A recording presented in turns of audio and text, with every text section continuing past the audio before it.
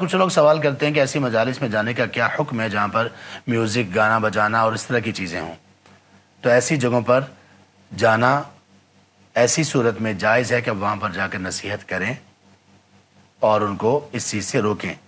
اگر ایسا ممکن نہیں ہے اور وہاں پر جانا بھی ضروری ہے کہ بڑی گہری اور قریب کی رشتہ داری ہے، تو پھر جائیں، سلام دعا لے کر واپس آ جائیں، یا اس موقع پر بتا دیں کہ ہم اس لیے واپس جا رہے ہیں، یا پھر اگر مناسب یہ نہیں لگ رہا آپ کو دعوت کے اعتبار سے، تو پھر بعد میں ان کو آگاہ کر دیں کہ ایسی مجالس میں جانا اسلام کی نظر میں ٹھیک نہیں ہے۔ تم پر کتاب میں یہ حکم نازل ہوا ہے، نازل کیا ہے اللہ تعالیٰ نے، ان اذا سمعتم آیات اللہ یکفر بها، کہ جب تم یہ دیکھو کہ اللہ تعالیٰ کی آیات کے ساتھ کفر اور استہزاء کیا جا رہا ہے، اور اس کے ساتھ یہ کہ جیسے اللہ کی آیات کی واضح واضح نافرمانی کی جا رہی ہے، تو پھر فلا تقعدوا معهم، ایسے لوگوں کے ساتھ نہ بیٹھو۔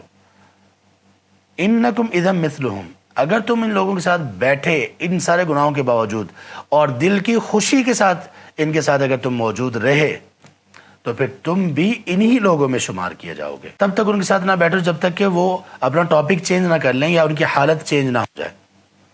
یعنی رشتہ دار ہیں، ان کے ساتھ آنا جانا رکھو، لیکن ایسی مجلس اور فنکشن جس میں نافرمانیاں ہو رہی ہوں تب ان کے ساتھ نہ بیٹھو، ورنہ تم انہی کے ساتھ ہو جاؤ گے۔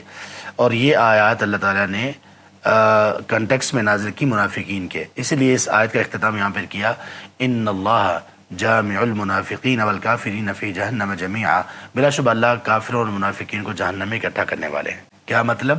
نفاق کی علامات میں سے ایک علامت یہ بھی ہے کہ انسان ایسی مجالس میں جا کر بیٹھے جہاں پر واضح طور پر اللہ اور اس کے رسول صلی اللہ علیہ وسلم کی نافرمانی ہو رہی ہو، اور ان کو روکے بھی نہ، اپنا غصہ بھی شو نہ کرے اور وہاں پر رکا رہے، تو وہاں پہ رکنا نہیں چاہیے۔ یا تو ان کو روکیں، اگر نہیں روک سکتے تو وہاں سے واپس آ جائیں۔ اور اگر آپ کو شیطان یہ بات بھلا دے کہ میں نے تو ایسے لوگوں میں اور ایسی مجلس میں بیٹھنا ہی نہیں تھا، پھر کیا کرو؟ فَلَا تَقْعُدْ بَعْدَ الذِّكْرَى، جیسے ہی یاد آئے تو پھر ان کے ساتھ نہ بیٹھو، یہ ظالم قوم ہے، ان کے ساتھ نہ بیٹھو۔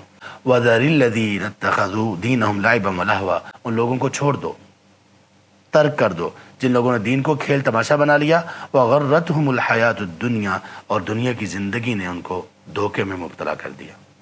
تو یہی موقع ہوتا ہے شادی کے موقع پر لوگ واقعی ہی دنیا کی وجہ سے اسلام سے بہت دور چلے جاتے ہیں، اور دین کو تو گویا کھیل تماشا بنا رکھا ہوتا ہے۔ سر عام اور علل اعلان بے پردگی کی بھی انتہا ہوتی ہے کہ خواتین سج دھج کر بغیر پردے کے کھلے بالوں کے ساتھ بھی بلکہ وہ شریک ہو رہی ہوتی ہیں، اور جبکہ وہ مکس گیدرنگ ہوتی ہے۔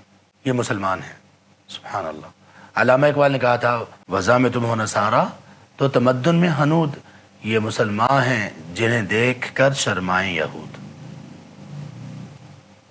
کتنی بڑی بات کہی علامہ اقبال نے رحمہ اللہ۔ تو اس لیے ایسی مجالس میں یہ اس طرح کی منگنی اور فنکشن، جس میں پہلے دیکھا جائے کہ وہ فنکشن اسلام کی موافقت میں کتنا ہے، پھر یہ کہ اگر موافقت میں جیسے شادی اور نکاح کا فنکشن ہے تو پھر اس میں ان لوگوں کا پروگرام کیا ہے۔ کسی کی وجہ سے اپنے اسلام اور اپنے عمل کو کبھی مت چھوڑیں۔